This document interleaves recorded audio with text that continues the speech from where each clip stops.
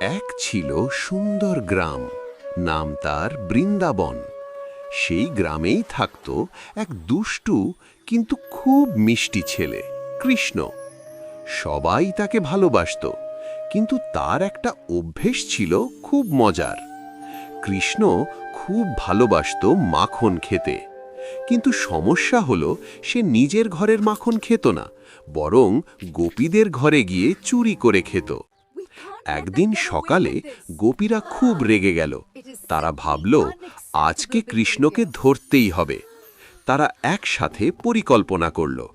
একটা ঘরের ছাদে মাখনের হাঁড়ি ঝুলিয়ে রাখল আর দরজার পাশে লুকিয়ে রইল।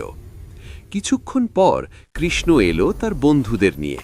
সে মিষ্টি করে হাসল আর বলল, চলো বন্ধুরা, আজ নতুন মাখনের হাঁড়ি খুঁজে বের করি। তারা দেখল হাঁড়িটা অনেক উঁচুতে। তখন কৃষ্ণ বলল, আমরা মানস পিরামিড বানাবো। একজন আরেকজনের কাঁধে উঠল।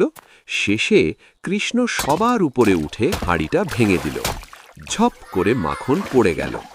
সবাই মাখন খেতে শুরু করল আর হাসতে লাগল। ঠিক তখনই গোপীরা বেরিয়ে এলো। এই তো, আজকে তোকে ধরেছি কৃষ্ণ।